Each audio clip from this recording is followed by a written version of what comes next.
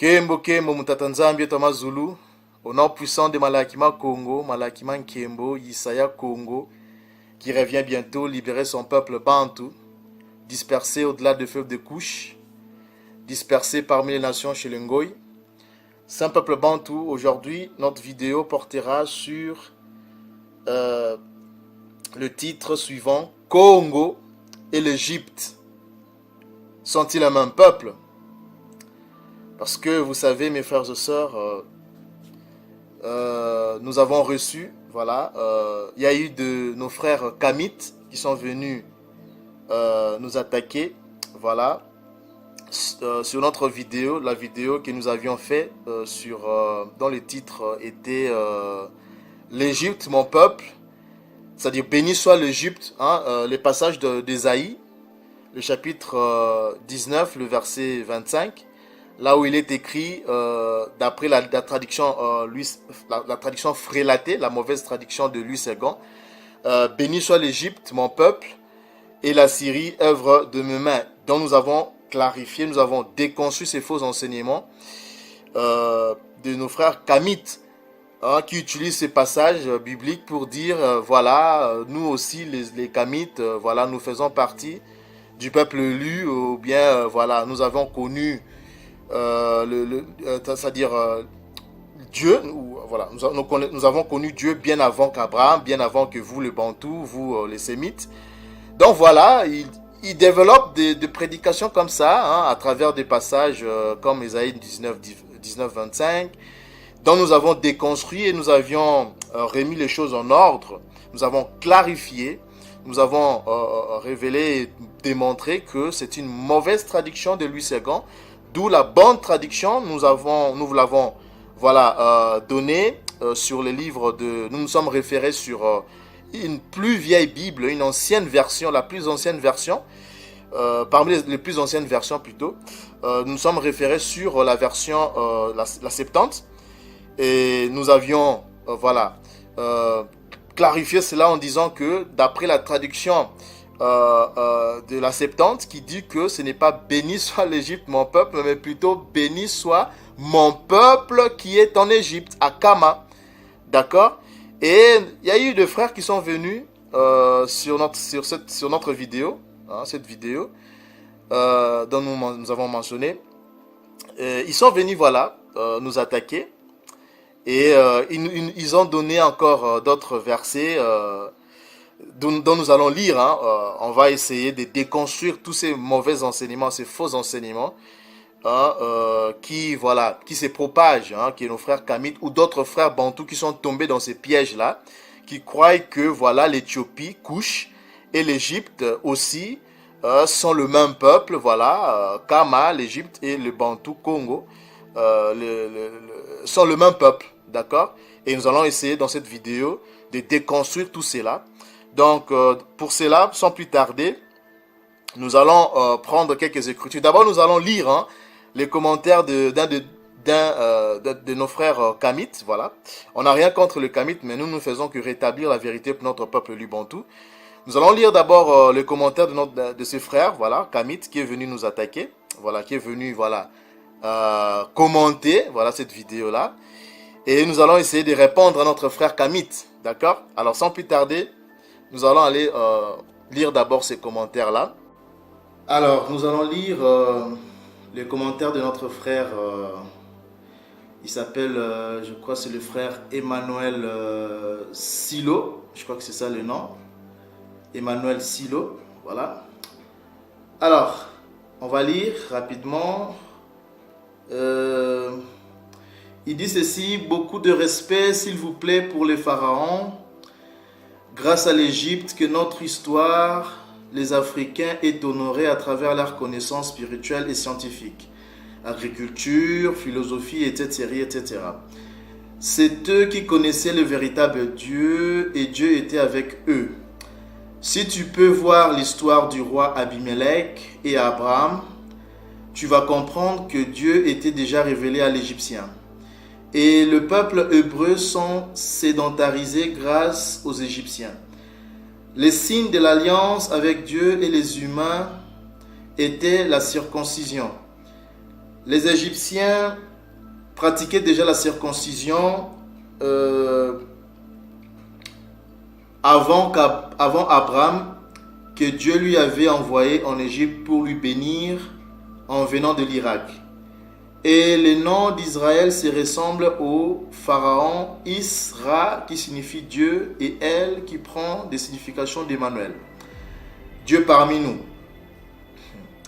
Donc, pour te dire que Dieu a commencé avec des Égyptiens, il faut aussi suivre des archéologues, s'il vous plaît, pour comprendre l'histoire réelle avec les épreuves, je crois que c'est les épreuves, je ne sais pas qu'est-ce qu'il a voulu dire, épreuve ou preuve, qui étaient découvertes, je crois l'épreuve qui était découverte, s'il vous plaît. Les pharaons Osiris, qui signifie Jésus en grec, l'histoire de Jésus est la même histoire qui est retrouvée dans les écritures hiéroglyphes. Identique avec l'histoire d'Osiris, le fils d'Isis. Selon les réflexions des chercheurs, Jésus a vécu en Afrique, mais pas en Israël actuel. Ils ont confondu l'apôtre Paul avec un Égyptien. J'aime bien tes analyses, ça m'inspire beaucoup, mais cette analyse semble compliquée pour vous parce que vous ne lisez pas l'archéologie. Grâce à eux, qu'ils ont découvert le jardin d'Éden en Afrique, au Grand Lac, que la Bible indique en Asie, en Mésopotamie. Les Égyptiens, c'est nous les Africains, et le père des Égyptiens était des Hébreux. Bon, nous allons essayer de répondre à notre frère. Premièrement, avant d'abord de répondre à notre frère Kamit, voilà, j'aimerais d'abord que nous puissions prendre une écriture, ok, rapidement. On va prendre le livre de 1 Pierre. Après, je vais expliquer pourquoi je commence par cette référence. 1 Pierre, le chapitre 4, le verset 11, nous dit ceci. Si quelqu'un parle, que ce soit comme annonçant les oracles de Tata Nzambi, si quelqu'un remplit un ministère, qu'il les remplisse selon la force que Tata Nzambi communique, afin qu'en toute chose, Tata Nzambi soit glorifié par Yesaya, à qui appartiennent la gloire et la puissance au siècle des siècles. Amen. Alors, le mot Amen ici, bon, il y a d'autres frères Kamit qui disent que voilà, Amen, vous les Bantous, vous dites Amen parce que, en fait, ça se réfère à notre Dieu, Amon, tout ça, ce sont des conneries. Bon, mon frère, tous ceux-là qui prêchent ces genres de conneries-là, pour votre petite information, Amen, le A que vous voyez là au début, c'est le Aleph, ok? Le Aleph au début de la phrase ne se lit pas, hein mes frères Kamit. Hein? Donc, ces mots-là ne se lisaient pas Amen. Nos pères ne lisaient pas ces mots-là Amen. Ça se lisait Meni, donc, qui vient du verbe mana, donc en Kikongo, qui veut dire terminer, achever, finir, conclure, d'accord? Donc, c'est Meni, qui vient du verbe mana. C'est pas Amon.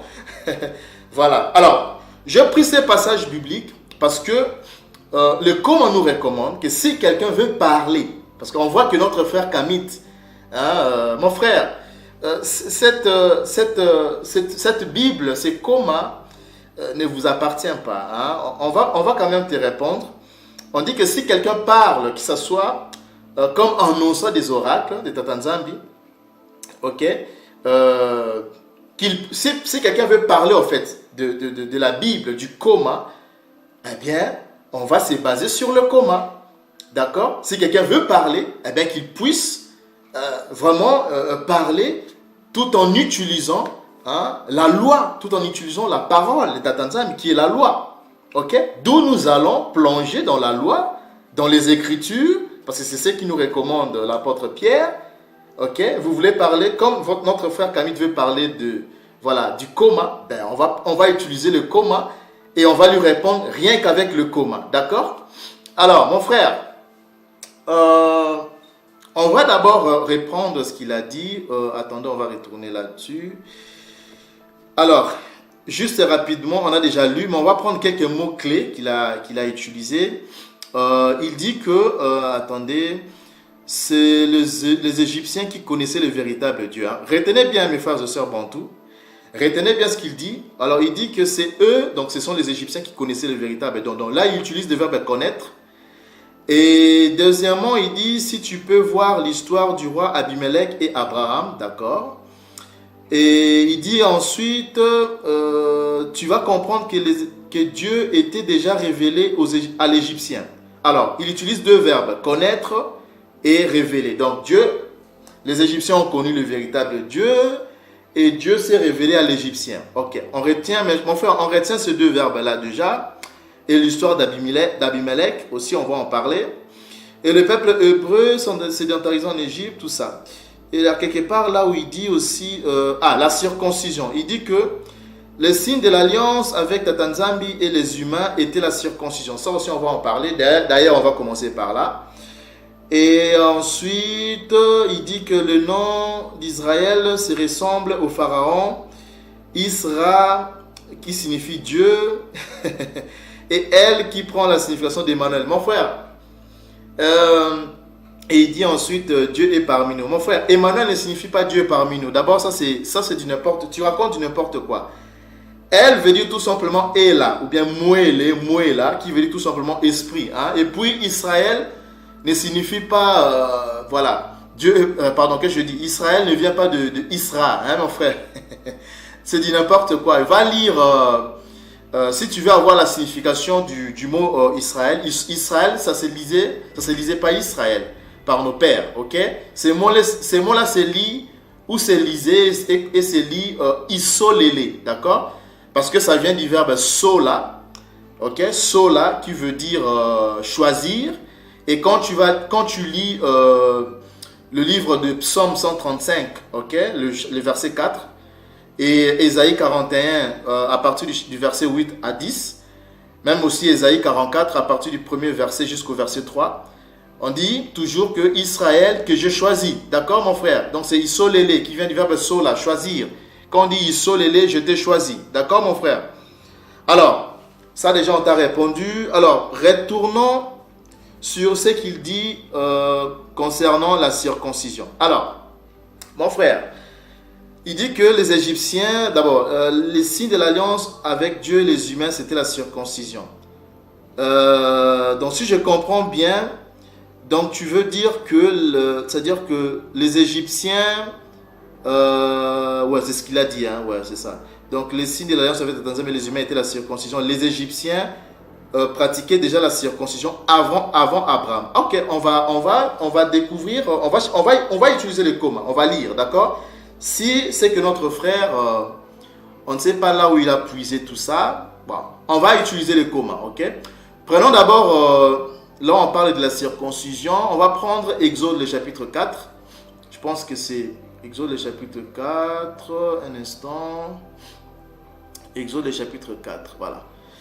Alors, Exode le chapitre 4, qu'est-ce qui s'est passé? Est-ce que les Égyptiens connaissaient ou pratiquaient la circoncision avant Abraham? Alors, on va commencer à partir du verset, donc je suis dans Exode le chapitre 4, à partir du verset 24, d'accord? On va prendre le verset 24 au verset 25. Pendant le voyage, en un lieu où Massa, celui que vous appelez Moïse, passa la nuit, et Yakongo l'attaqua et voulut le faire mourir. 25. Séphora prit une pierre aiguë, coupa le prépuce de son fils et le jeta aux pieds de Moïse, donc de Massa, en disant: tu es pour moi un époux de sang. Alors,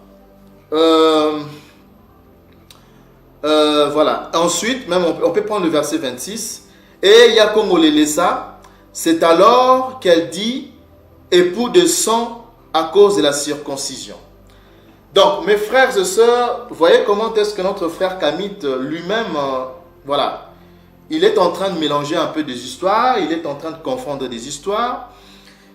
Ici, on nous parle de l'histoire de Moïse, hein, parce que moi, je me réfère à ces versets. Pourquoi? Parce que même si notre frère n'a pas donné de verset, mais je sais que c'est le verset auquel nos frères Kamit aiment utiliser, hein, pour dire que voilà, c'est à partir de ces passages bibliques que, voilà, ce qui prouve que les Égyptiens, parce que Séphora, c'est vous connaissez l'histoire, Séphora, c'était une Madianite, hein, une Éthiopienne, une Couchite.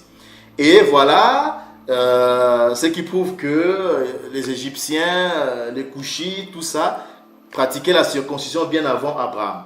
D'abord, mon frère, ici, on parle de l'époque de Moïse, hein, c'est-à-dire que c'est plusieurs siècles après Abraham. D'accord, mon frère? Et ensuite de cela, quand vous lisez ces passages, à partir du verset 24, on comprend qu'il y a eu quelque chose qui s'est passé. C'est que Moïse a reçu des menaces venant de la part de Yakomo, parce que à cause du manque ou à cause de la négligence de Massa, pour ne pas circoncire son fils. Et on comprend par là, parce qu'il y a, vous savez que ici, quand vous lisez, vous allez comprendre que il y a beaucoup de détails qui n'ont pas été écrits ici, parce que quand vous lisez, vous voyez vraiment, c'est trop... c'est-à-dire, il n'y a pas beaucoup de détails. Parce que là, on dit, Yakomo l'attaqua et voulut le faire mourir. Et au verset 25, directement, on dit, Séphora prit une pierre aiguë. Mais on comprend, en fait, qu'il y a des détails qui manquent. En fait, on comprend qu'ici, il y a eu dispute. C'est-à-dire que Moïse et son épouse, Séphora, ne s'entendaient pas concernant la circoncision de leur enfant. Et pourquoi? Parce qu'on voit la réaction de Séphora. Séphora qui est énervée. Séphora n'est pas content de circoncire son fils. Ok? Mais on voit que Moïse, ok, lui, sa réaction, au contraire, on comprend qu'il y a eu une discussion entre Moïse, Massa et sa femme, Séphora. Et en fin de compte, Séphora a fini par accepter de faire circoncire l'enfant. Donc, si mon frère, réfléchissez un peu, mon frère, si réellement les Couchites, hein, Séphora, dans sa coutume ou bien dans cette tradition, dans leur tradition, avaient l'habitude de pratiquer la circoncision, mais sa réaction, mon frère, sois un peu intelligent, sa réaction n'aurait pas dû être pareille. Il n'allait pas réagir de la sorte pour aller jusqu'à dire à son mari, le traiter d'un époux de sang. Déjà cette phrase-là, ok, cette phrase-là, époux de sang, à cause de la circoncision, on voit qu'elle est énervée. On voit qu'elle a fait ça à contre-cœur. Donc ça, ce n'est pas dans ses traditions, ce n'est pas dans sa culture, ce n'est pas dans ses coutumes. Vous voyez ça? Parce que sa réaction déjà accuse que les Couchites ne savaient pas et aussi ne pratiquaient pas la circoncision. Elle avait peur de circoncire son enfant. C'est pour cela qu'elle va réagir comme ça. Donc il y a eu mésentente entre ces couples, entre Moïse et sa femme Couchite, Séphora. C'est pour cela, vous voyez, c'est ça aussi les conséquences de faire le mariage mixte. Vous voyez? C'est ça les conséquences de faire des mariages mixtes. Donc mon frère, je pense qu'ici c'est clair. Hein? Donc ici, c'est-à-dire que dire à partir de ces versets que voilà, ce qui prouve que les Couchites, d'abord ce n'est même pas la même génération qu'Abraham, d'accord? Et en plus de cela, même à l'époque de Moïse, on voit que les Couchites n'avaient pas l'habitude à cause de la réaction de Séphora. Si c'était quelque chose c'était vraiment dans sa coutume, c'était une habitude, une coutume, une tradition dans son pays, elle n'allait pas réagir de la sorte. Mais quand elle insulte ou elle traite son mari de mari de sang à cause de la circoncision, mais cela explique tout. Ça veut dire tout simplement que c'est quelque chose de nouveau pour elle. Elle ne connaissait pas ces pratiques-là. D'accord, mon frère? Donc, ça c'était par rapport à la circoncision. Alors, il a aussi soulevé un autre point. Il a dit aussi que, voilà, que les Égyptiens connaissaient le véritable Dieu. Ok. Alors, on va aussi voir ça. On va prendre une écriture pour cela. Je sais que là, il se réfère, parce qu'il nous a même aussi, il nous a mentionné ça quelque part. Il a dit, si tu peux voir l'histoire du roi Abimelech, voilà, exactement c'est ça. Donc, on va aller dans Genèse, le chapitre 20. Genèse, le chapitre 20. On va prendre à partir du verset... Genèse 20, à partir du verset 3 jusqu'au verset... On peut même aller jusqu'au verset 8. D'accord, mes frères et sœurs? On va répondre à notre frère Kamit. Alors, on va d'abord prendre du verset 3 au verset 5. On va lire l'histoire. On dit ceci. Vous connaissez déjà l'histoire, mais on va essayer d'aller vraiment essayer de répondre à notre frère, parce que là, il est en train de tout confondre. Il mélange des histoires. Alors, Tata Nzambi apparut en songe. D'accord? Ici, quand vous lisez bon, on va d'abord lire et après on va expliquer. Alors Tata Nzambi apparut en songe à Abimelech pendant la nuit et lui dit: voici, tu vas mourir à cause de la femme que tu as enlevée, car elle a un mari. Ok? Soyez très attentifs, mes frères et sœurs. Le verset 4. Abimelech, qui ne s'était point approché d'elle, répondit: Seigneur, ferais-tu périr même une nation juste? Donc, en fait, nos frères kamites, non, c'est malheureux, hein, c'est triste franchement. Nos frères kamites, c'est ces passages, ok, c'est ces passages sur lesquels ils aiment s'appuyer pour dire que voilà, comme Abimelech a prononcé le mot Seigneur, et deuxièmement, il va dire par la suite: feras-tu périr une nation juste? En fait, ce sont ces trois mots-là, Seigneur, nation juste, que nos frères kamites, ils utilisent ces versets, cette référence pour dire que voilà, les Égyptiens connaissaient Dieu bien avant Abraham, bien avant les Hébreux israélites de la Bible. On va prouver à notre frère Kamit, je sais qu'il y en a beaucoup d'autres aussi qui prêchent voilà, ces faux enseignements. On va aussi répondre à tous nos frères là, hein, tous ces gens qui prêchent, qui ont mal compris, mal interprété, qui ont complètement compris des travers ces passages. Nous allons essayer un peu de recadrer, de remettre les histoires en ordre, remettre le contexte en ordre, hein, essayer un peu de faire comprendre à nos frères Kamit. Parce que ces livres-là, de toutes les façons, l'école à la Bible ne vous appartient pas. Hein, mes frères Kamit? Ce que vous devez savoir, c'est que la Bible n'est pas la religion. Okay? La Bible, c'est le livre des Bantous. Okay? Et ça, ce que vous devez savoir aussi, c'est que ce livre est tombé entre les mains de nos ennemis, les Édomites. Okay? Edom comme étant leader, hein? Amalek comme étant leader de toutes les nations, de tous les Ngoï. Okay? Donc, la Bible, notre livre, est tombé entre les mains de nos ennemis.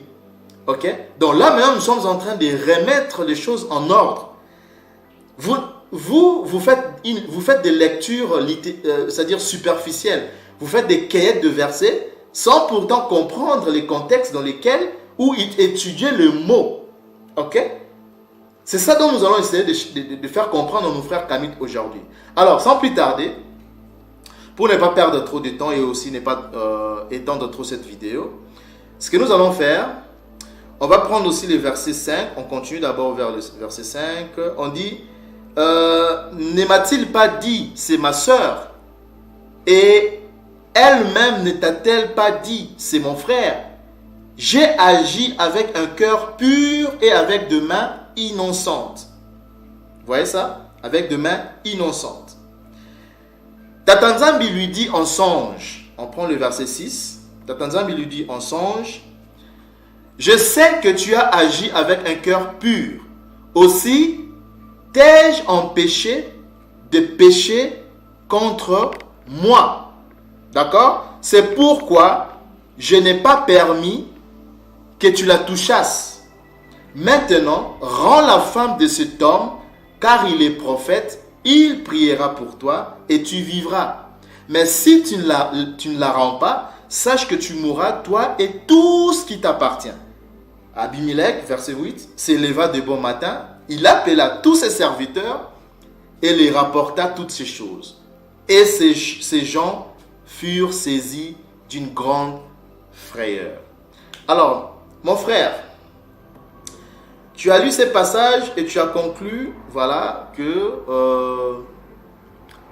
quand Abimelech utilise le mot Seigneur, nation juste, c'est ce qui prouve que, voilà, vous les Égyptiens, nos frères Kamites, vous connaissez Dieu bien avant que nous, les Hébreux israélites. Alors, ce que nous allons faire, nous allons essayer d'abord d'expliquer à notre frère Kamit, parce qu'il ne comprend pas. On va prendre une autre écriture. On va prendre les livres de Job pour expliquer à notre frère ce qui se passe. Ok? Prenons d'abord les livres de Job. Job, son nom c'était pas Job, son nom c'était Yombe, qui vient du verbe Yoba. Donc c'est laver, c'est purifier. Ok? Alors Job, le chapitre, on va commencer à partir du verset 14. Job, chapitre 33, le verset 14, jusqu'au verset... voilà, jusqu'au verset 18. D'accord? Jusqu'au verset 18. Allons-y. Tata Nzambi parle cependant, tantôt d'une manière, tantôt d'une autre. Et l'on n'y prend point garde. Il parle par des songes, par des visions nocturnes, quand les hommes se sont livrés à un profond sommeil, quand ils sont endormis sur leur couche. Alors il leur donne des avertissements. Retenez bien ça, mes frères et sœurs. Il leur donne des avertissements. Ok? Et met le sceau à ses instructions, afin de détourner l'homme du mal et de le préserver de l'orgueil, afin de garantir son âme de la force et sa vie des coups du glaive. Alors mon frère, ce que tu dois savoir, c'est que ici Yombe nous informe, ok, que Tata Nzambi parle à tout le peuple de la terre à travers des songes. Mon frère, Tata Nzambi peut te parler à travers des songes, d'accord? Il peut te parler à travers des visions nocturnes. Ok? Il peut parler à un édomite à travers des songes. Ok? À travers des visions nocturnes. Ok? Il peut parler à n'importe quel peuple. D'accord? Donc, les songes, les rêves, les visions nocturnes, c'est donné à tout le monde. Hein, mon frère? D'ailleurs, pour ton information, votre pharaon, à l'époque de Joseph, il a fait des songes, il a fait un songe, hein? Il a fait un songe, tout comme Nabuchodonosor en Babylonie, il a fait aussi un songe. C'est pour te dire que les nations, les Ngoï, ont droit aussi au songe, mon frère. Il ne faut pas mélanger des choses. Tu es en train de mélanger des choses, tu ne comprends pas bien les choses. Là, on t'explique, d'accord? C'est l'esprit qui te répond. D'accord, mon frère? Donc, le songe, les visions nocturnes, les rêves, tout ça, c'est donné à tout le monde. Ok? Alors, il a utilisé aussi un verbe là. Il a dit... attendez, on va chercher ça. Donc, il a utilisé le verbe connaître. On va lui répondre aussi. Et il a utilisé aussi... voilà. Donc, il dit que tu comprendras que Tata Nzambi était déjà révélé à l'Égyptien. Alors, il a utilisé le verbe révéler. Ok, mon frère? Nous, on ne fait que répondre à notre frère Kamit avec ce que lui-même il a utilisé. On va lui répondre avec les commas comme il veut parler du comma. Alors, mon frère, la révélation. On va chercher un passage qui parle sur la révélation. Et on va voir si la révélation aussi s'est donnée à toutes les nations. Ok, Ongoï. Hein, à tout le peuple de la terre. Parce que déjà dans le livre de Job, on nous montre, on nous dit que le songe, les rêves, c'est pour tout le monde. D'accord, mon frère? Maintenant, on va voir aussi si la révélation, c'est pour tout le monde. Alors, on va chercher le livre de mots aussi, celui que vous appelez Amos. Amos, le chapitre 3, le verset 7. On va prendre Amos 3, 7. Allons-y. Car Yakongo ne fait rien. Suivez très bien, hein, mes frères et sœurs. Car Yakongo ne fait rien sans avoir révélé. Ok? C'est le verbe révéler. On parle de la révélation. Sans avoir révélé son secret à qui? À ses serviteurs, les prophètes. Qui sont les serviteurs? Est-ce que le serviteur, les prophètes, c'est tout le monde, c'est-à-dire c'est toutes les nations, les Édomites, les Kamites, hein, tout le monde, les Japhétites, ont aussi droit à la révélation. Qui sont le serviteur, qui sont le prophète du Tout-Puissant, de Tatanzambi le Père? Alors pour cela, mon frère, nous allons te révéler ça. Hein? On va aller sur le livre de... On va prendre Ésaïe 44, Ésaïe le chapitre 44, à partir du verset 1er jusqu'au verset 3. Hein, mon frère, on va lire. Écoute maintenant, oh Yankaba, mon serviteur. Écoute maintenant, oh Yankaba, mon serviteur. Mon frère, on parle de qui? Jacob, c'est Yankaba, mon frère. On ne parle pas de Japheth, on ne parle pas des Cam, hein, mon frère. On ne parle pas ici des Édomites ou bien des Camites. Hein, mon frère, je suis désolé. Là, comme tu as voulu vraiment qu'on puisse parler du coma, voilà. Et l'apôtre Pierre nous a recommandé, pour tous ceux-là qui veulent parler, ben, on va utiliser le coma, bien sûr. On va s'appuyer sur les Écritures, hein, mon frère. Ce sont les mêmes verbes que tu as utilisés, et là, on te répond. D'accord? C'est l'Esprit comme qui te répond. Écoute maintenant, oh Yankaba, mon serviteur. Donc là, c'est les possessifs. C'est l'adjectif possessif, d'accord? C'est mon. Il dit mon. C'est-à-dire, ça m'appartient, d'accord? Là, on ne parle pas ici de Cam, d'accord? On parle de Jacob. On ne parle pas de Mitzraïm, mon frère, ou de Philistins. On parle de Jacob, mon frère. Oh Yankaba, mon serviteur. Oh Yisolele, Yisolele. Et on t'a aussi parlé, on t'a dit que Israël veut dire quoi? Que j'ai choisi. Qui vient du verbe sola. D'accord, mon frère? Ainsi parle Yakongo qui t'a fait et qui t'a formé. Qui t'a formé dès ta naissance. Celui qui est ton soutien. Ne crains rien. Mon serviteur. Pour la deuxième fois, le chiffre 2, le chiffre du témoignage, mon frère. Hein? Pour la deuxième fois, mon serviteur, Jacob. Les serviteurs, c'est les Bantous, mon frère. C'est Jacob et sa descendance qui sont les Bantous, mon frère. Hein? Les serviteurs du Tout-Puissant ne sont pas les Camites. On dit bien mon serviteur Jacob. Mon isolélé que j'ai choisi pour la deuxième fois, mon frère. Hein? Car je répandrai des eaux sur le sol altéré et des ruisseaux sur la terre desséchée. Je répandrai, suis bien mon frère, je répandrai mon esprit, l'esprit du Père. Il va répandre cet esprit, son esprit saint, le Saint-Esprit sur qui? Sur ta race, Jacob, c'est une race, mon frère. Hein? Jacob, c'est une race, le Bantou. C'est la race Bantou, mon frère. Et ma bénédiction sur tes rejetons. Ok, mon frère? Les serviteurs, c'est Jacob et ses rejetons, sa descendance, mon frère. Et l'Esprit Saint n'appartient aussi qu'au Bantou, qu'à la descendance de Jacob, mon frère. Hein? Je pense que, voilà, c'est clair un peu maintenant pour toi, là. Ok? Là, voilà, c'est le coma, c'est l'esprit coma qui te répond. Ok? Donc, on comprend que les serviteurs, c'est le Bantou, c'est la descendance de Jacob. D'accord? Donc, c'est Jacob et sa descendance. Alors, si nous retournons encore dans son commentaire, voilà, on a déjà répondu à ces deux questions, hein, sur la circoncision et aussi sur la révélation. Donc, mon frère, ce que tu dois savoir, c'est que les songes, les rêves est donné à tout le monde, d'accord? Japhétite, voilà, Camite, tout le monde, ok? Tout le peuple de la terre. Mais en ce qui concerne la révélation, mon frère, ce n'est pas pour vous, ok?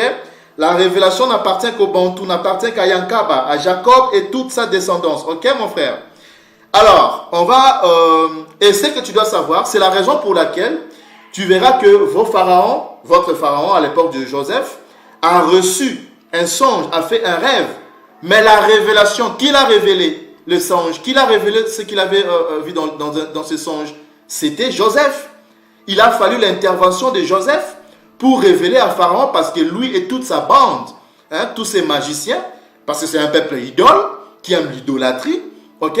Lui, Pharaon et toute sa bande n'ont pas pu avoir la révélation de ce que le Père avait montré à Pharaon. Il a fallu l'intervention pour la révélation de ces songes. Donc il a fallu l'intervention de Joseph, qui était un bantou, pour révéler à Pharaon, au Kamite, ok, ce que voulait dire ce rêve-là. D'accord, mon frère? La révélation, ce n'est pas pour vous. La même chose pour Nabuchodonosor, en Babylone. Ok, mon frère? Donc, ça, c'est avec Daniel. La même chose. Nabuchodonosor a fait un songe, un rêve, mais il a fallu l'intervention toujours d'un bantou, Daniel, cette fois-là, ok, pour lui révéler, c'est que lui et toute sa bande, tous ces magiciens, n'avaient pas pu et n'arrivaient pas à comprendre, à interpréter. Tu vois ça, mon frère? Alors, on t'a répondu déjà à ces questions-là. Maintenant, on va aller sur encore, il a parlé de, voilà. Revenons sur l'histoire du roi Abimelech et Abraham. Voilà. On va répondre à notre frère par rapport à cette histoire-là. Donc, mon frère, ce que nous allons faire, nous allons prendre la version... prenons la version...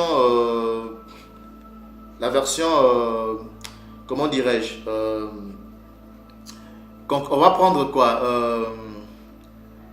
cette version-là, ok, le code Strong, hein? On va prendre la version Strong et on va expliquer à notre frère ce que lui ne comprend pas, ok, et à tous ses frères Kamites qui prêchent, qui utilisent ces versets pour dire que les Égyptiens connaissaient Dieu avant les Hébreux, hein? Vraiment, c'est du n'importe quoi. Alors on va répondre à notre frère. Et aussi à il y a aussi parmi ceux-là qui prêchent ces faux enseignements, il y a aussi parmi ceux-là nos frères bantous qui n'ont pas bien compris et sont tombés dans ces pièges. Voilà. Alors nous allons répondre, nous allons mettre ça au clair, ok? Alors mon frère, regarde mon frère, nous allons te répondre. Alors, Abimelech, on va commencer à partir du verset 3. Alors Tatanzambi. Ce que tu dois savoir, mon frère, vous confondez Dieu et... Ce que vous ne comprenez pas, hein, mes frères Kamites, dans le ciel, il y a une hiérarchie, hein, mon frère. Il y a une hiérarchie. Dieu n'est pas le Fils, ok? Dieu est esprit. Personne n'a vu Dieu. Et Jean-Baptiste l'a dit, ok? Tu peux lire le Nouveau Testament. Personne n'a vu Dieu. D'accord, mon frère? Personne. Mais Dieu qui est esprit, parce qu'il est esprit, il est au-delà de tout, ok? Il s'est manifesté ou il s'est fait connaître à travers son peuple bantou par le canal de son fils Yakongo. D'accord? Donc son fils, c'est l'archange Congo. C'est lui le fils qui s'est manifesté, qui est apparu à Moïse. D'accord? Donc dans le ciel, il y a l'esprit Congo, c'est-à-dire l'esprit du Père, et il y a le Fils qui porte son nom, le nom du Père. D'accord, mon frère? Donc Dieu, il est esprit. Ok? Mais l'archange Congo, c'est un ange. Ok? Le chef de l'armée céleste. D'accord, mon frère? Donc il ne faut pas confondre Dieu et le Fils. C'est lui que vous appelez le Messie. Ok, mon frère? Alors, Dieu, ici, quand on dit Dieu, si nous cliquons, vous verrez que c'est quoi? D'autres, les chrétiens du dimanche diront que c'est Elohim. Non, c'est pas Elohim. Ok, c'est Elimo. Hein, mon frère? Elimo. C'est pas Elohim, c'est Elimo. Elimo, en langue sémitique, parce que les Bantous parlent de langue sémitique. Hein, mon frère? Elimo veut dire esprit.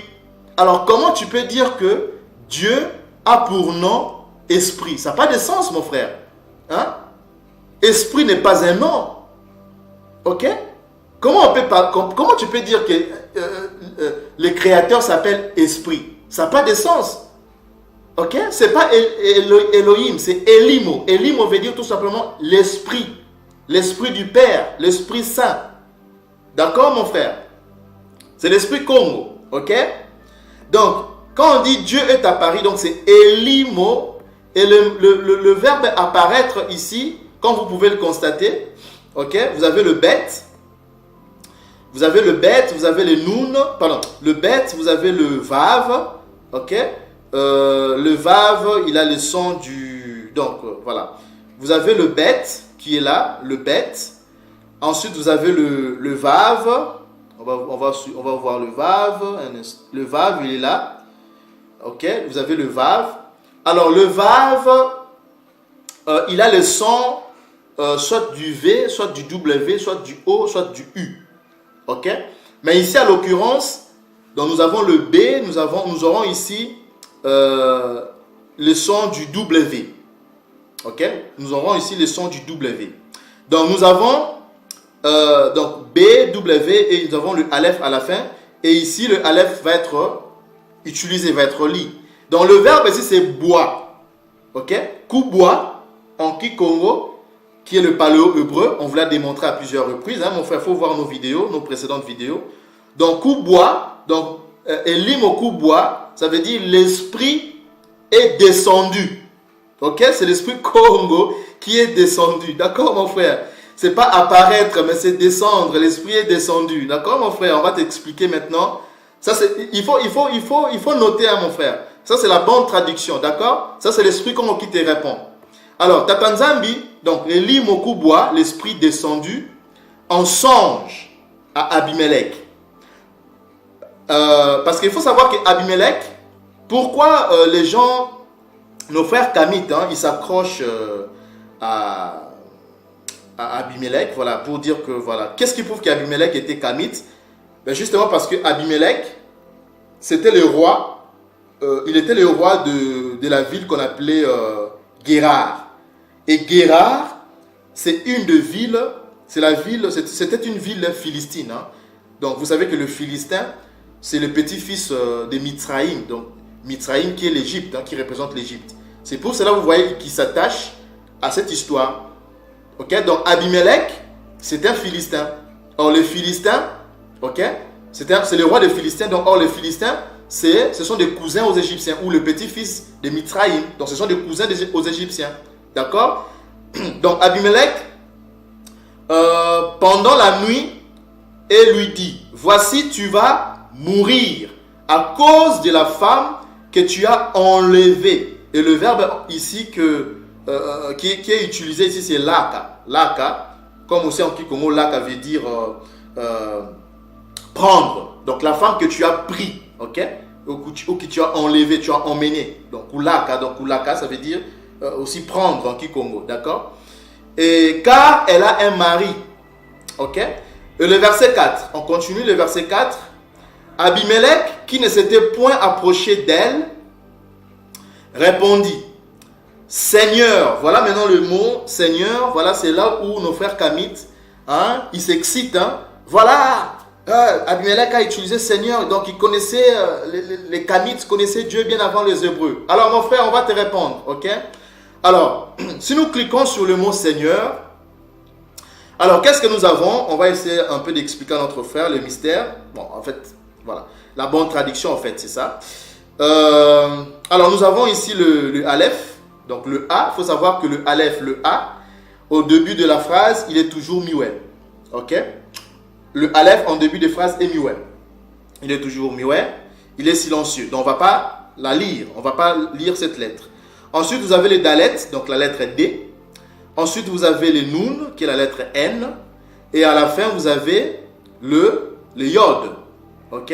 Le Yod qui a le son du I. Ok, donc comme le Aleph déjà va tomber, on ne va pas lire le Aleph, donc il nous reste le Dalet, le Nun et le Yod. Donc ce qui nous donne un son biphonique. Alors mon frère, comment on va prononcer ces mots-là? On va un peu essayer à expliquer, parce qu'on dit que ce mot-là signifie quoi? Ce mot-là signifie mon Seigneur. Ok, retenez bien, mon Seigneur ou Seigneur. D'accord? Mon Seigneur ou Seigneur. Ok. Alors, ces mots-là, comment on la lit hein, dans le vrai paléo-hébreu qui est le Kikongo ancien? Alors, mon frère, on va t'expliquer le mystère. Voilà. Voilà comment ces mots-là se lient, hein, mon frère. Donc, ces mots-là ne se lient pas Adonai. Adonai n'est pas le nom de Dieu. D'accord, mon frère? C'est Ndani. Ok? C'est Ndani. Alors, c'est Ndani, mon frère. On a déjà parlé, on a déjà révélé. Ndani veut dire, en Kikongo, Ndani, ok? Parce que ça, c'est la version lueur, ok? Ndani veut dire Seigneur, tout ça, mon Seigneur. Ce nom-là, c'est prononcé, ou se prononce Ndani, mon frère. C'est pas Adonai, ok? C'est Ndani. Alors, qu'est-ce que signifie Ndani? Ndani, en Kikongo, on va chercher le dictionnaire Kikongo, hein, mon frère. On va te faire voir, voilà, on va te révéler ces secrets-là, ok? Ndani, ok, mon frère, tu le vois? Ndani veut dire quelqu'un qui est honoré. On va un peu augmenter.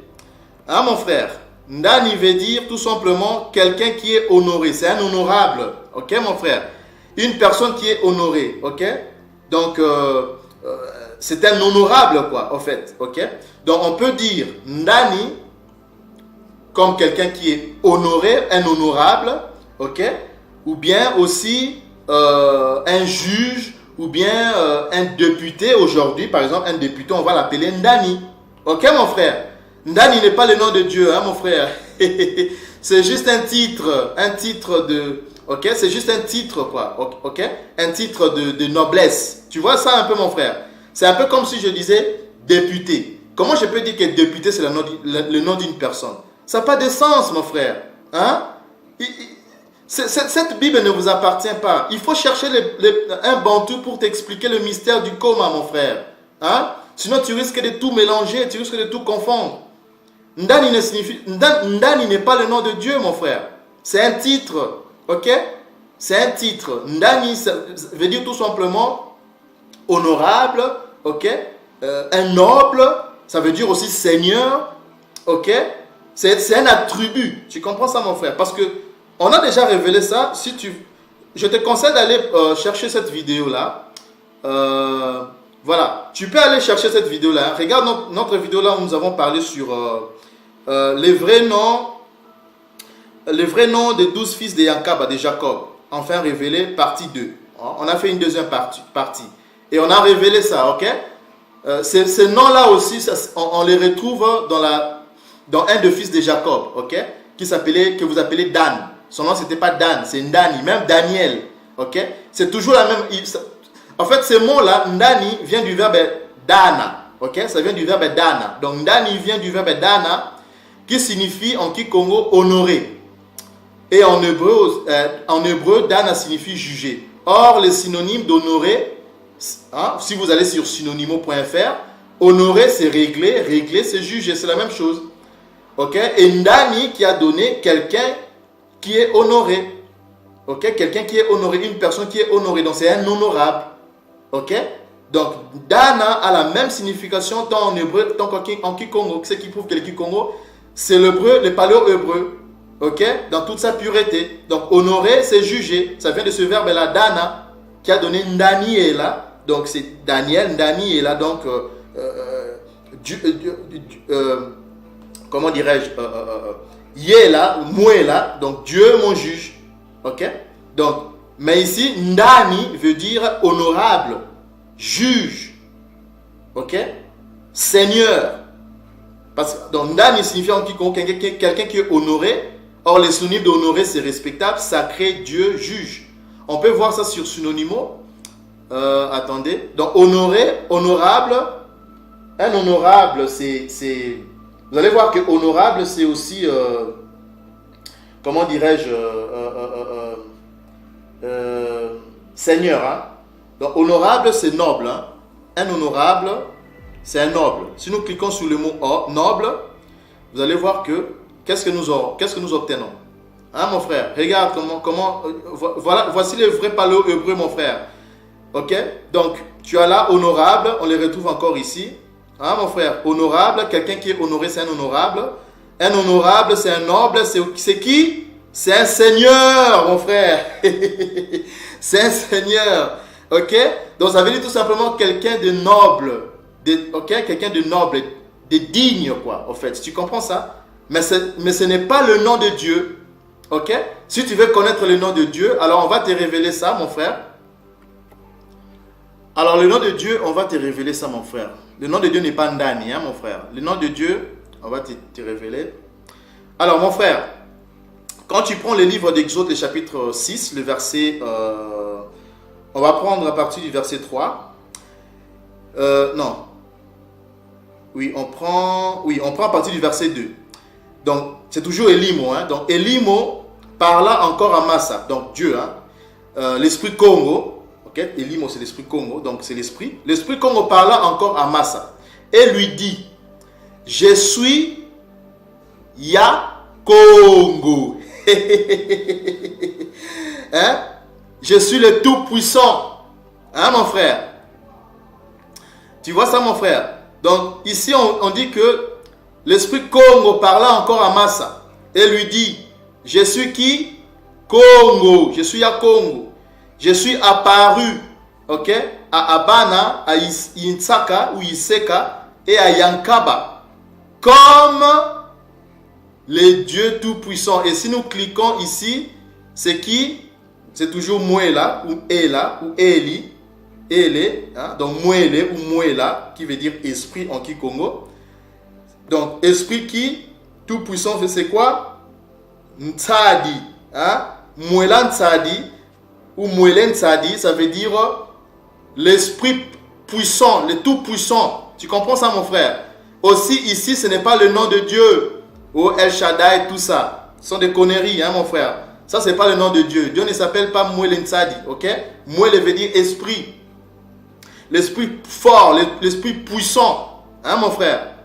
L'esprit puissant. Donc ici, on dit que, ici, l'archange Congo dit à Massa, à Moïse, que je me suis fait connaître à tes pères, Abraham, Isaac et Jacob, sous comme étant, pas un nom, mais comme sous la tribu de Mouela Ntsadi. Mouela Ntsadi, ça veut dire l'esprit puissant, l'esprit fort. Ok? Mais je n'ai pas été connu mais je n'ai pas été connu sous mon nom Yakongo. Hein, mon frère? Je n'ai pas été connu sous mon nom Congo. Ok, mon frère? C'est Yakongo ici, hein? Ok, mon frère? Donc, ici, l'archange Congo, il parle à Massa pour lui dire que ce n'est qu'à toi et à ta descendance, ok, que je me suis fait connaître sous mon vrai nom, sous mon nom en fait, sous mon nom, Congo. Mais tes pères, Abraham, Isaac et Jacob, hein, mon frère, l'archange Congo dit que je me suis fait connaître à eux sous mon attribut, sous les titres, ce n'est pas un nom, mais sous les titres de qui? Mouela Ntsadi. Qui veut dire l'esprit tout puissant, hein, mon frère? Donc il faut comprendre les choses, mon frère. Il faut qu'on t'explique parce que ce n'est pas à vous. Cette Bible ne vous appartient pas, d'accord? Donc quand tu dis que les Égyptiens connaissaient Dieu, non.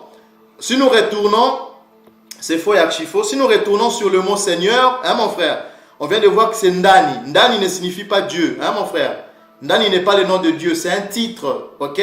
C'est un attribut, ok? Ça veut dire tout simplement honorable, Seigneur, en fait, un noble, ok? Quelqu'un d'honorable. Tu comprends ça, mon frère?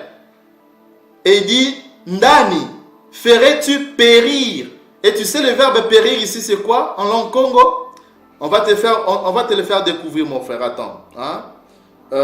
Attends un instant. Alors, le verbe est périr. On va te faire découvrir ça, mon frère. Attends un instant. Alors, périr. D'abord, qu'est-ce qu'on dit ici d'après... Retournons d'abord. On dit que... On va prendre la version. C'est mieux de prendre la version Lieur. On va prendre la version Lieur, ok? Alors, c'est toujours le Strong, le 20-26. C'est voilà, nous avons la phonétique qui est là. Vous avez le et. Ok? Pardon, le he, pardon. Nous avons le he. Ça, c'est pas le et, mais c'est le he. Nous avons le resh et nous avons le guimel. Mon frère, le he, devant une consonne, il ne se lit pas. D'accord, mon frère? Le he. C'est un H. C'est un H aspiré, hein, mon frère. C'est un H aspiré. Devant une consonne, il ne se lit pas. Donc, il nous reste, c'est pour ça que vous voyez, je mets H, R, G. Il va devenir, parce que le resh, il a le son, il a aussi le son du L. Hein? Donc, on a déjà parlé de ça à plusieurs reprises. Vous avez Rwanda, Luanda, ok, c'est toujours le pays bantou ou des villes bantou, ok. Donc, le R peut se lire, peut aussi se lire comme un L, ok. Donc, le R devient le L, ok. Le G en langue sémitique, vous avez par exemple Kadhafi, il y a d'autres sémites ishmaélites qui prononcent Muammar Gaddafi. Et il y a d'autres qui prononcent les bantous sémites. Ils disent, par exemple, chez les Kongombala, ils prononcent, parce que le Kongombala vient de l'Angola, ils disent qu'il vient du pays qui s'appelait, en fait, le mot Angola, le terme ancien du mot, l'ancien terme de l'Angola, ça s'appelait Ngola. Ok, Gola ou Kola. Il y a d'autres Kongombala qui disent Kola, il y a d'autres qui disent Gola. Donc, c'est le G et les K se confondent en langue sémitique. D'accord, mon frère? Donc, on peut lire ça RG ou LK, ok, ou LG. Donc, c'est Loka. Donc, Koloka, Kuloka, ou en Kikongo ou en Lingala, Koloka. Hein? Parce qu'on donne les définitions, mon frère. Ça, c'est le vrai paléo-hébreu que tu es en train d'écouter. Ça, c'est la bonne prononciation, hein, mon frère. Donc, on dit que Koloka, ça veut dire quoi? C'est tuer, c'est faire périr, c'est quoi? C'est frapper. Retiens bien, hein, mon frère, ces verbes-là. Frapper, détruire, faire mourir, tuer. Et aussi quoi? Égorger. Ok? Assassiner, égorger, tout ça. Détruire. Ok, mon frère? Alors, ce que nous allons faire, c'est quoi, mon frère? Attends, un instant. Nous allons prendre aussi les dictionnaires Kikongo. On va te faire voir ça. Hein? Donc, Loka ou Koloka ou Kuloka, on les retrouve là en Kikongo. Frapper. Hein? Frapper, il est là, mon frère. Hein? Loka, c'est frapper. C'est aussi quoi? C'est aussi tuer. Il est là, mon frère. Hein? Loka, c'est tuer.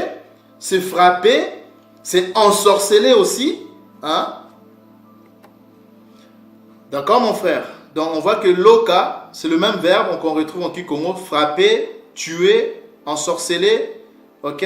Loka aussi veut dire... Loka aussi, donc on voit frapper, tuer. On a vu ça dans le dictionnaire Kikongo. Loka veut dire aussi ensorceler. Ça veut dire aussi maudire, hein, mon frère? Maudire. Même dans les dictionnaires Lingala. On va prendre le dictionnaire Lingala français. Hein, mon frère? Loka. Donc, vous avez Loka qui est là. Koloka. Ok, mon frère? Koloka veut dire quoi? Ça veut dire maudire, jeter un sort, quoi? Ensorceler. Ok? Ensorceler. On vient de retrouver encore ces verbes-là, même dans le dictionnaire Kikongo. D'accord? Ensorceler, c'est maudire. Hein, mon frère? Ensorceler, c'est maudire. C'est la même chose en Kikongo. Ensorceler. C'est aussi tuer, c'est aussi frapper. D'accord, mon frère?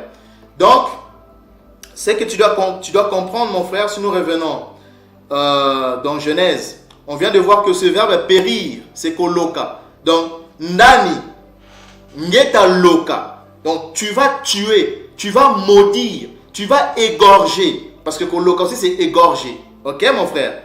Hein? Tu vas égorger même une nation juste. Alors, mon frère, le mot nation ici, c'est quoi? Hein? On va aussi chercher à comprendre ces mots-là. Alors, le mot nation, c'est quoi, mon frère? On va prendre la lueur.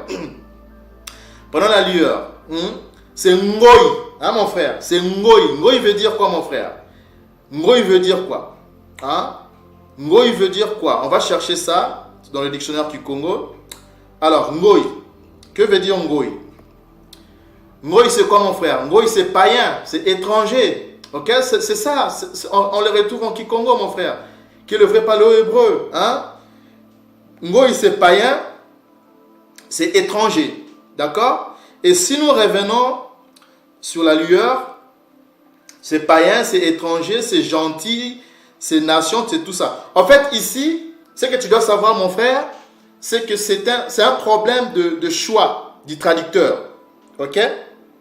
Donc ici, le mot que Abimelech a utilisé, ce n'est pas nation dans le sens de tout un peuple, kamite. Hein, mon frère? Ce n'est pas dans ce sens-là.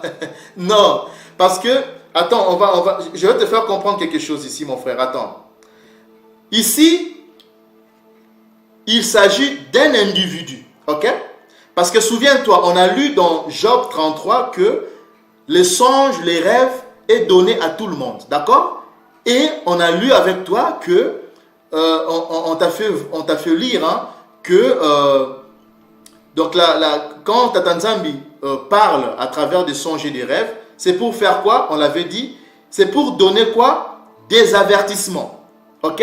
Et ici, on retrouve ces avertissements-là que Ndani, ya Congo, ok, va donner, ok, il va donner à qui? À Abimelech. Il va lui avertir. Il vient lui avertir, mais il ne vient pas... comme tu le penses, parce que le songe, on dit bien qu'il est venu en songe. Oui, c'est normal, parce que c'est pour tout le monde le songe. Mais pas la révélation, on a lu avec toi, mon frère. Mais là, il vient pourquoi? Pourquoi il vient en songe? Ça rejoint Job 33, mon frère. C'est pour lui avertir, ok? Pour lui donner des avertissements que tu as pris la femme d'autrui, ok? Et tu dois la restituer. Ce n'est pas à toi. Elle ne t'appartient pas. Je viens t'avertir, te donner des avertissements. Tu comprends ça, mon frère? Hein? Donc là, on parle à un individu. Comment Abimelech qui reçoit un songe? Vous allez prendre l'avertissement que l'archange qu'on va donner à Abimelech, vous allez comment dirais-je, le confondre, le prendre pour toute une nation kamite. Ça n'a pas de sens. Parce que ce n'est pas la nation kamite qui a reçu le songe. C'est Abimelech qui est un individu qui a reçu le songe. Et c'est lui qui a pris la femme d'autrui. Ce n'est pas tous les kamites qui sont allés prendre Sarah. Hein? C'est Abimelech qui a commis cette gaffe. Okay, d'aller prendre la femme d'autrui. Et la blâme qu'il va recevoir de l'archange Congo, parce qu'on ne touche pas à son peuple, okay, il vient lui donner des avertissements. Que attention, je parle à toi, je t'avertis à toi. Donc ici, le mot nation, mon frère, ce n'est pas nation dans le sens de, voilà, un pays. Non, ici c'est Ngoi. Ça veut dire quoi? On vient de voir avec toi, Ngoi ici, est comme individu, hein, mon frère. Hein? Ngoi étant qu'un individu. On parle ici d'un individu. Ok? On a vu avec toi que Ngoi, ça veut dire quoi? Attends, on va répondre ça. Ngoi veut dire quoi? Païen. Ok? C'est un païen, mon frère. Donc, si nous revenons dans Genèse, il dit quoi? Ndani, Ngeta, Loka. Donc, tu vas faire périr, tu vas tuer, tu vas égorger, tu vas maudire, tu vas ensorceler. Un païen, et le mot juste ici, ce n'est pas juste, mon frère. On va encore t'expliquer ça. Parce que le mot ici, juste, c'est tiadi. Hein, mon frère? Tiadi. Ok? Tiadi veut dire quoi en langue Congo? Hein? Mon frère, on va t'expliquer. Alors, que veut dire tiadi? Tiadi veut dire, mon frère, ça veut dire tout simplement la pitié, la miséricorde.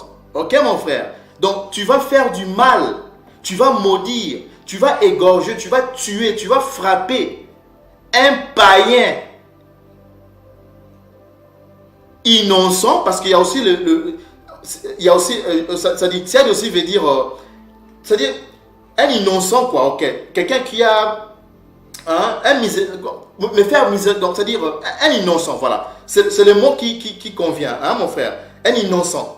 Parce que tiède aussi veut dire innocent. Hein, mon frère? Donc, vas-tu tuer, vas-tu frapper un païen innocent? Pourquoi il dit innocent? Parce que si c'est un problème ici, je te dis des choix du traducteur. Ce n'est pas juste, mon frère. Parce que tiède veut dire la pitié. Ok? Et pitié de moi. Et pitié de moi, Yakongo. Et Ndani. Oui, la Mounumawa. Hein?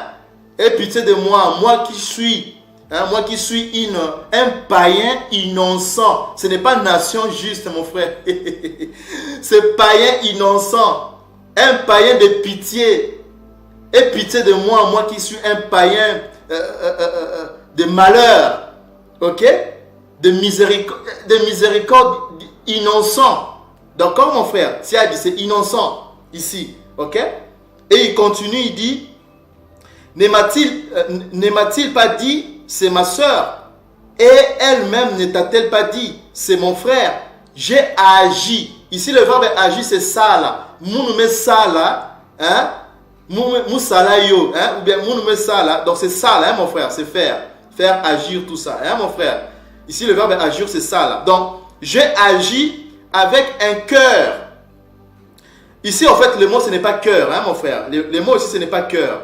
Ici, vous avez le lamed, vous avez le bête, c'est lemba. Hein? Lemba, ça veut dire la paix, tranquille, la tranquillité. Hein, mon frère? Donc, lemba, ça veut dire la compréhension, l'attente, l'entente, la paix.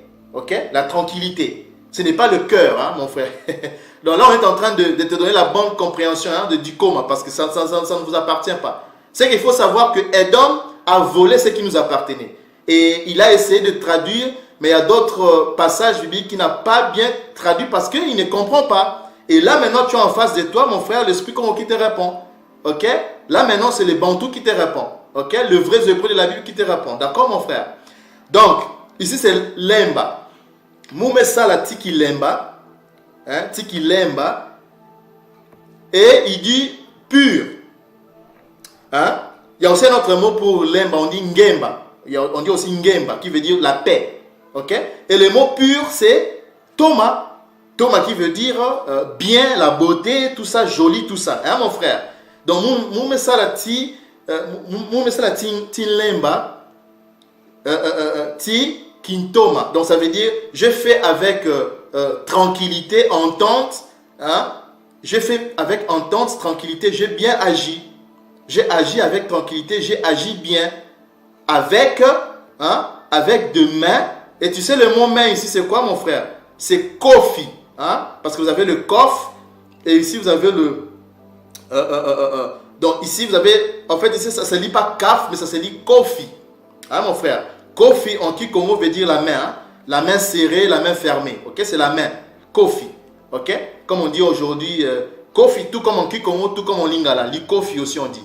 Donc, c'est la main fermée ou la main serrée. Hein? On peut même chercher une image ici pour vous faire, te faire voir un peu, te faire comprendre un peu de mystère, hein, mon frère. Quand on dit kofi, c'est la pointe. Ok? C'est ça. C'est ce qu'on appelle en Kikongo ou en Lingala kofi. Ok? Ça veut dire la main fermée ou serrée. Ok? Donc, moumesa la tiki lemba, tiki toma. Donc, j'ai fait, ok? J'ai agi tranquillement, dans l'entente, ok? Et j'ai bien agi avec donc, avec de main, kofi, tima kofi. Et le mot ici, innocent, c'est quoi? Hein, mon frère? C'est nika. Hein, mon frère? Tima kofi nika. Donc, on dit, comme on dit aujourd'hui pour nos frères Ngala, les Congongala, pardon, les Congongala, hein, ce sont aussi des Congos. Parce qu'eux aussi sont sous l'autorité, sous la tutelle de... Hein, eux-mêmes, ils disent, hein, ils l'appellent Akongo Mongali. Hein? Voilà, c'est nous, hein, mon frère. Donc là, on est en train de te révéler de mystères. Hein? Donc, ma kofi nika. Donc, ça veut dire le main. Parce que nika, on va te montrer ça, hein, mon frère. Attends un instant. Ce que tu dois savoir, c'est que nika, bon, nika, ça veut dire quoi? Nika veut dire en Kikongo, tout comme en Lingala, konika, ça veut dire laver, nettoyer, purifier, hein, mon frère.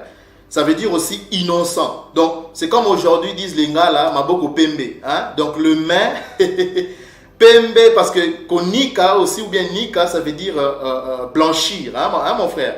Donc, quand on dit kofi nika, ou maboko pembe, ça veut dire hein, le main innocent. Donc, j'ai agi avec tikin lemba, tikin toma, hein, tima kofi nika, donc ça veut dire avec le main innocent, le main blanche, les mains propres, hein, mon frère.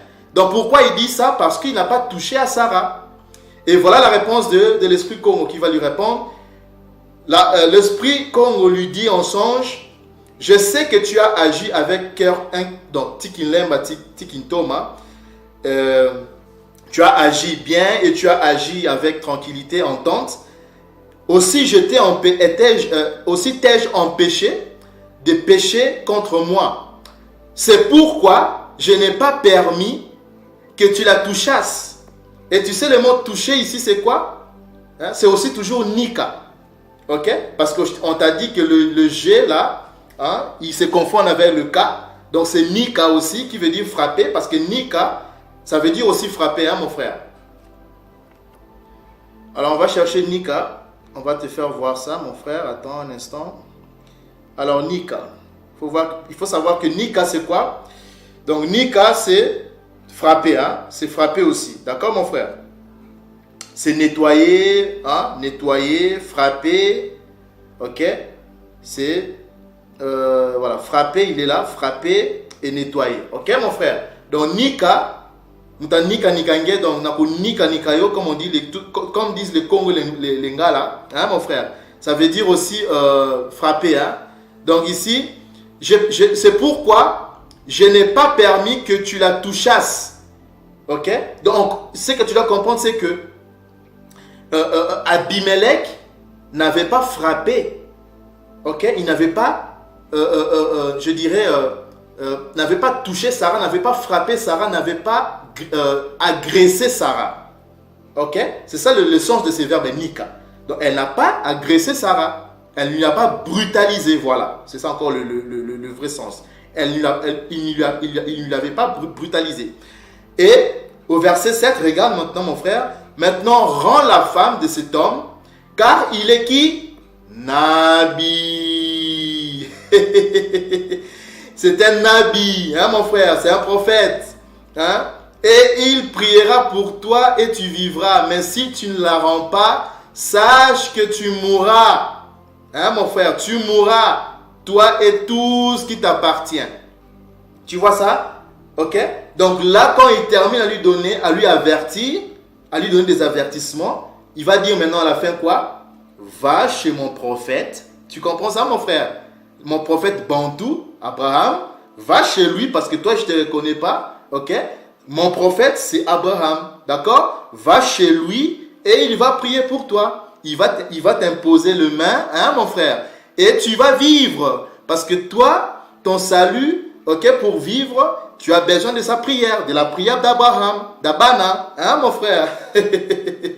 Il ne connaît pas les nations, ok, mon frère. Il ne connaît pas les Ngoï. Il ne traite pas avec les Ngoï. Ok. Le père Tatanzambi, tout comme le fils Yakongo, ne traite pas avec les Ngoï. Alors, on continue. Mais si tu ne la rends pas, sache que tu mourras, toi et tout ce qui t'appartient. Et au verset 8, hein, mon frère, au verset 8, Abimelech s'éleva de bon matin, il appela tous ses serviteurs et leur apporta toutes ces choses. Et ces gens furent quoi? Saisis d'une grande frayeur.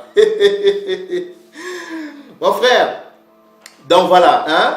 Donc, Ndani, que tu appelles Seigneur, Ndani n'est pas le nom de Dieu, hein, mon frère? Hein? Ce n'est pas le nom de Dieu, ok? Ndani n'est pas le nom de Dieu. Ndani veut dire tout simplement, c'est un titre, ok, mon frère? C'est un titre, c'est un attribut, ok? Son vrai nom, c'est Congo, mon frère. C'est Congo, ok? Son nom, c'est Congo, mon frère, ok? Parce que quand tu vas lire, tu peux lire ça à la maison, hein, mon frère? Son nom, c'est Congo, ce n'est pas Ndani, ok? Quand tu lis Apocalypse, le chapitre 19, le verset 13, il s'est défini, hein, Tatanzam, l'archange Congo s'est défini comme étant qui? Hein? Il s'est défini comme étant qui? Hein? Il s'est défini comme, il dit que son nom est la parole de Tatanzambi. Hein, mon frère? Son nom, d'après Apocalypse 19, 13, son nom est la parole de qui? De Tatanzambi. Et c'est quoi la parole, mon frère? Quand tu lis Jean 17, 17, c'est quoi la parole? La parole, c'est quoi? C'est la vérité, hein, mon frère? La parole, c'est la vérité d'après Jean 17, 17. Et la vérité, c'est quoi, mon frère? C'est quoi la vérité? Ephésiens 6, 14. La vérité, c'est la ceinture, mon frère. La vérité, c'est la ceinture. Et la ceinture, c'est quoi en hébreu? Hein, mon frère? La ceinture, c'est quoi en hébreu? C'est Congo. Hein? C'est Congo. Je te conseille, je te recommande, mon frère Kamit, je te recommande de suivre cette vidéo, hein, mon frère, pour avoir plus d'informations. Son nom n'est pas Ndani, hein, mon frère. Son nom, il ne s'appelle pas Ndani. C'est juste un titre, ok? Son nom, c'est Congo, ok? Son nom, c'est Congo. Donc, tu vas suivre cette vidéo-là. On a déjà parlé de ça. On ne va plus répéter les mêmes histoires. D'accord, mon frère? Donc là, on t'a répondu par rapport à Genèse 20, ok? Le chapitre 3 du verset 3 jusqu'au verset 8.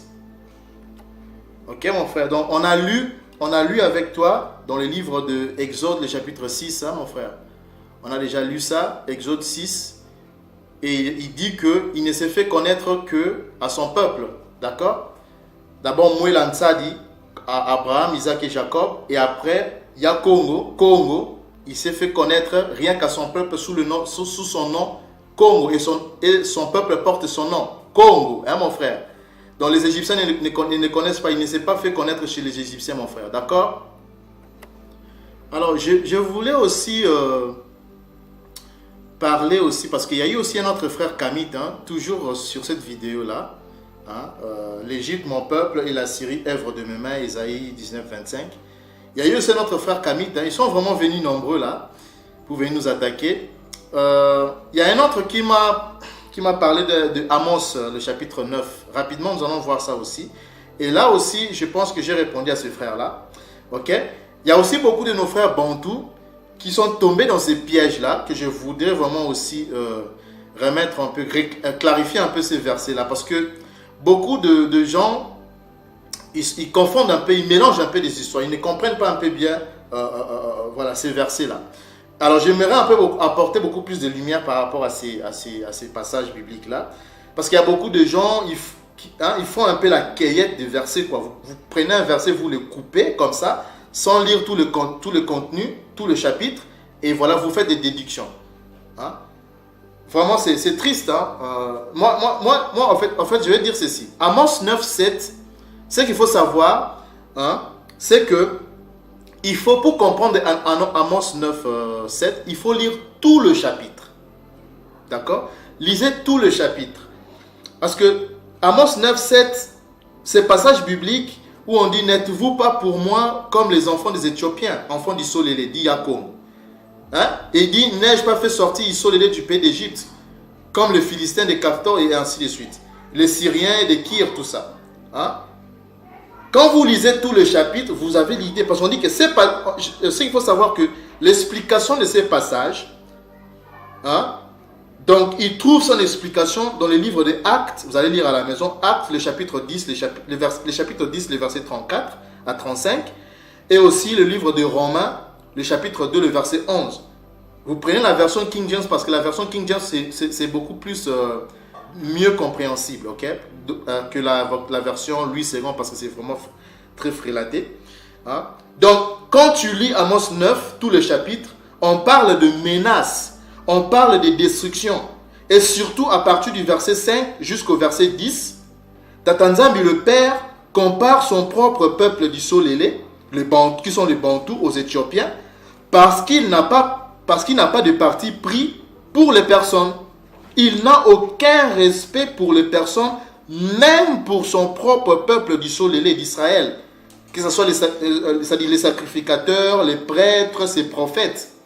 Parce que la loi a été donnée à son peuple d'Israël, d'Isolélé, qui sont les Bantous, au royaume des sacrificateurs, et qu'il devait observer cette loi à perpétuité, son peuple, et faire seulement ce que la loi autorisait. Alors Tata Nzambi, le Père, a fait cette comparaison de son peuple Israël, du Solélé Bantou, aux Éthiopiens, Couchites, pour leur faire comprendre que si vous brisez cette loi, je n'ai aucun respect même pour vous, mon peuple.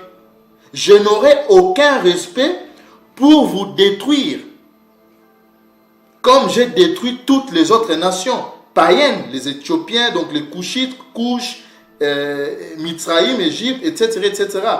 Donc vous aussi, vous allez être punis. Mais je ne détruirai pas totalement la maison de Jacob, les Bantous. Voilà l'explication de ces passages, Amos 9:7. Voilà l'explication de ces passages bibliques d'Amos, le chapitre 9, le verset 1 jusqu'au verset 10. Quand vous lisez ça, même la suite, hein, vous verrez que voici, je donnerai des ordres, je secouerai. Non, je crois que c'est... Non, le verset 8. Voici à Congo a les yeux sur le royaume coupable. On parle de la destruction, mes frères et sœurs. Je les détruirai. Pardon, je les détruirai de dessus de la face de la terre. Toutefois, je ne détruirai pas entièrement la maison de Yankaba, d'Iyakongo. Donc, on parle ici de destruction, on parle ici de menaces. D'accord? Dans son explication, il faut lire Actes des Apôtres, le chapitre 10, 35, chapitre 10, le verset 35, et aussi Romains, le chapitre 2, le verset 11. Et mon frère Kamit, pour revenir à toi aussi, par par rapport à la loi, mon frère, c'est que tu dois savoir que la loi n'a pas été donnée à tout le monde, hein, mon frère. Parce que tu parles aussi de connaître, que vous avez connu. On a vu qu'il s'est connu, il ne s'est fait connaître qu'à son peuple par son nom de Yakongo. Il ne s'est fait connaître qu'à son peuple par le nom de Yakongo et à partir de Moïse, hein, mon frère. Et toute la descendance de Moïse, d'accord? Ok?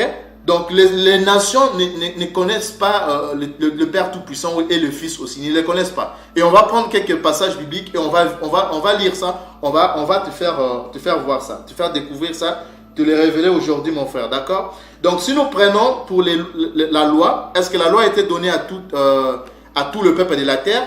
Prenons le psaume, le Minsambu, ok? Parce que son vrai nom c'est Minsambu, le chapitre 78, le verset 5.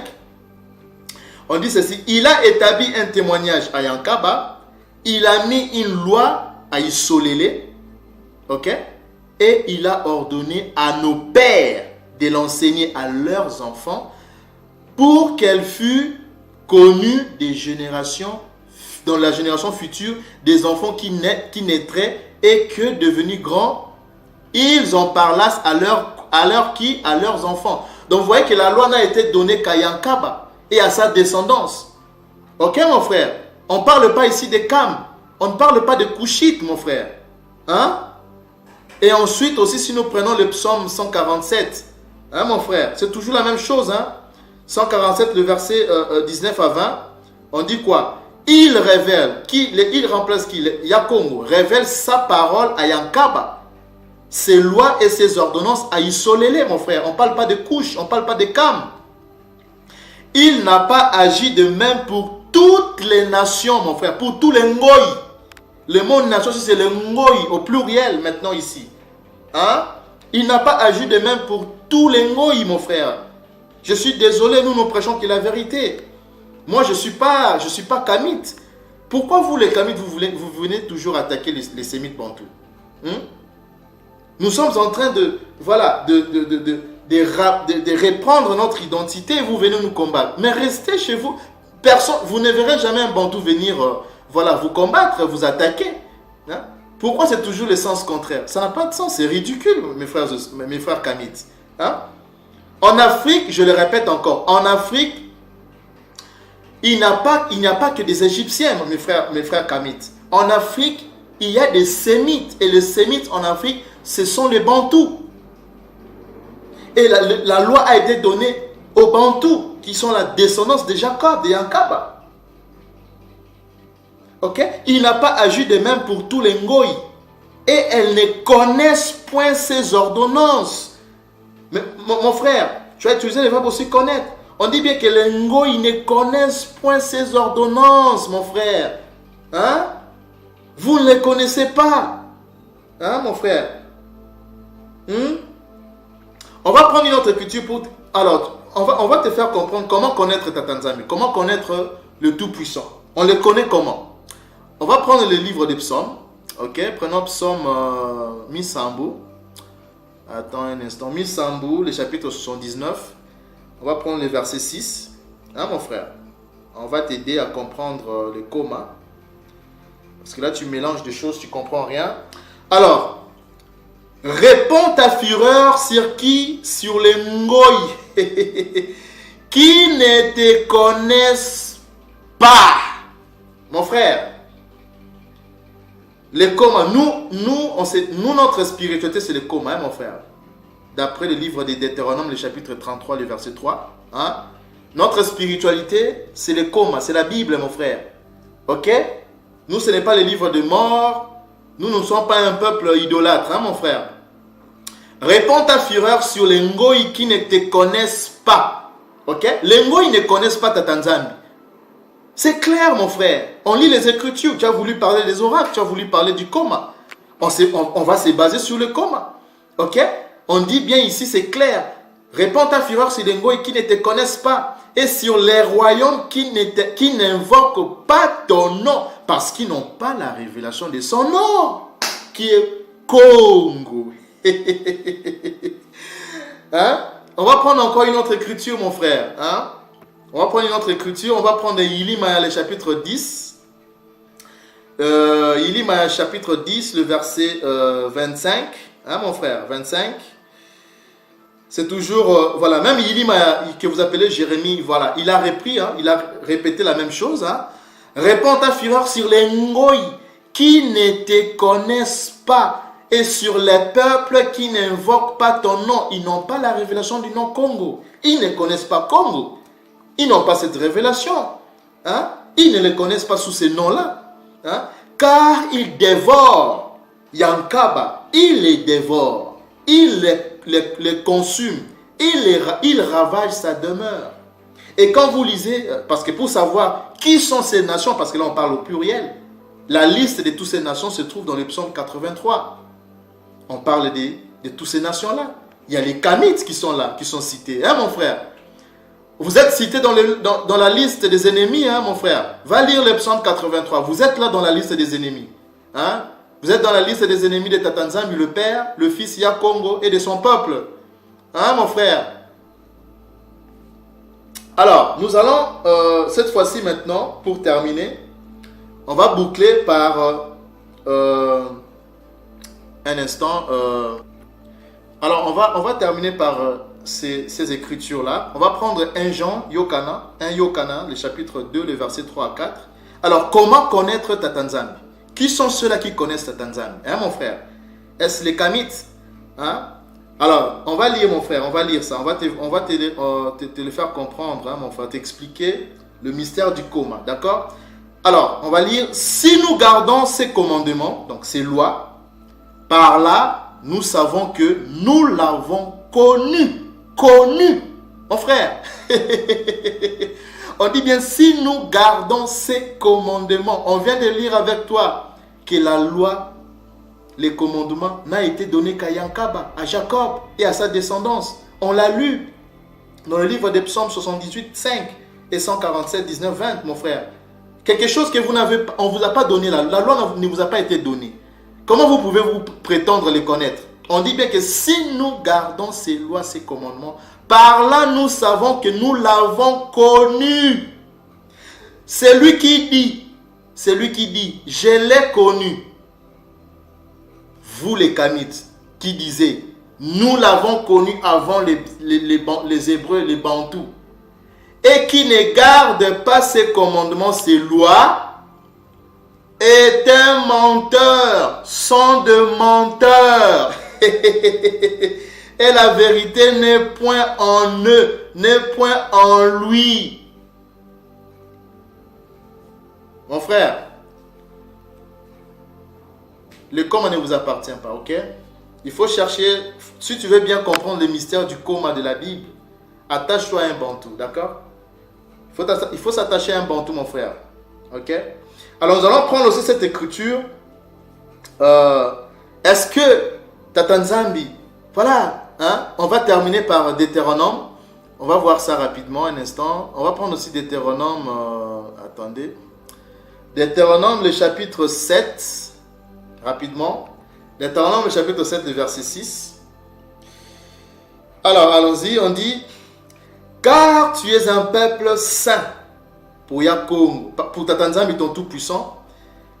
Tatanzambi, ton tout-puissant, t'a choisi pour que tu fusses un peuple qui lui appartient, entre qui tous les peuples qui sont sur la surface de la terre, mon frère. Où sont les Kamites ici? Où sont les Ngoï ici? Hein, mon frère? Le coma est clair, mon frère. La Bible est claire. Parmi tous les peuples qui sont sur la surface de la terre, il n'a choisi qu'un seul peuple.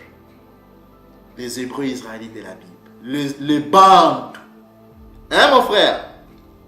On va prendre aussi Deutéronome 10. Hein? Peut-être que tu vas croire que c'est seulement dans un seul, voilà, dans une seule écriture. On va prendre des bouts là, le chapitre 10, le verset 15. On va descendre. Verset 15. Allons-y. On dit ceci. Et c'est à tes pères seulement que Yakongo s'est attaché pour les aimer. Mon frère, où sont les Kamites ici? Où sont les Couchites? Ils sont où? Et après eux, c'est leur postérité. C'est vous qui l'a choisi d'entre tous les peuples, comme vous le voyez aujourd'hui. Mon frère, à moins que, voilà, c'est tellement clair, devant la vérité, eh bien, tout le monde fléchit, tout genou fléchit, hein, mon frère. Donc, on va terminer par cette écriture. Hein? On va prendre les apocryphes. Vous allez lire la Bible et on va prendre 2 Esdras. Hein? 2 Esdras, le chapitre 5. On va prendre le verset 24. Descendons jusqu'au verset 24. Du verset 24 au verset 27. Ok? On va lire ça rapidement. Attendez un instant. Allons-y. On va augmenter un peu pour notre frère Kamit. Voilà. Pour une meilleure visibilité. Pardon. Voilà. Alors mon frère, on va lire. Hein. Allons-y. On dit que... Oh non, c'est à partir du verset 24. 24. Attendez un instant. Voilà. On va prendre ça comme ça. 24. Voilà. Sur toutes les étendues de la terre, tu t'es choisi un seul lieu. Mon frère, suis bien. Là, on parle de Tatanzambi le Père. On dit que sur toutes les étendues de la terre, il s'est choisi un seul lieu. Où est ce lieu? Et parmi toutes les fleurs, le lieu c'est Salama. Hein? C'est à Salama, à Sion, hein, mon frère. On dit que tu t'es choisi un seul lieu. Ok? Et parmi toutes les fleurs de la terre, tu t'es choisi un seul lys. C'est la fleur de lys, hein, mon frère. Parmi toutes les fleurs, il s'est choisi une seule fleur qu'il aime beaucoup. C'est la lys. D'accord? On continue. 25. De tous les abîmes de la mer, tu as rempli pour toi un seul ruisseau. Et parmi toutes les villes bâties, tu as sanctifié Sion pour toi-même. Parmi tous les oiseaux créés, mon frère, suis bien. On dit bien parmi tous les oiseaux créés, tu t'es désigné une seule colombe. Mon frère, quand il a reçu son baptême, hein, quand Jean-Baptiste lui a baptisé, l'esprit Como est descendu sous forme d'une colombe. Tu sais pourquoi? Eh bien parce que parmi tous les oiseaux, il aime la colombe. La colombe, c'est son préféré. Il a choisi la colombe comme son préféré. Il a choisi la colombe. Il a désigné comme la colombe comme ce qu'il aime parmi tous les oiseaux. Tu comprends ça, mon frère? Hein? On continue. Et parmi tous les bétails que tu as créés, tu t'es choisi une seule brebis. Hein, mon frère? L'agneau immolé, ça te rappelle quelque chose? Hein? Sur la croix des Congo, là, que vous appelez Golgotha. Hein? Ça te rappelle quelque chose? Une seule brebis qu'il s'est choisi. Il aime la brebis. Parmi tous les bétails, il aime la brebis. Il s'est choisi la brebis. Ok, mon frère? Regarde maintenant le verset 27, mon frère. On va chercher où sont les Kamites. Est-ce que c'est tout le peuple qu'il s'est choisi? Parmi tous les peuples qui se sont multipliés, tu t'es acquis un seul peuple, un seul peuple, un seul peuple. Mais qui est ce peuple? Et regarde la suite, mon frère. Et c'est une loi approuvée entre toutes que tu as donnée à ce peuple que tu désirais. Mon frère, hein? Où sont les Kamites, les Kushites? Hein, mon frère?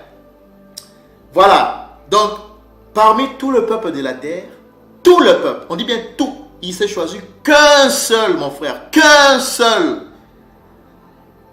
qui sont les Hébreux israélites de la Bible, les Bantous, qui sont dispersés au-delà de fleuves de Couche, et d'autres de nos frères qui sont dispersés parmi les nations Chilengoï, aux Amériques, dans les îles de la mer.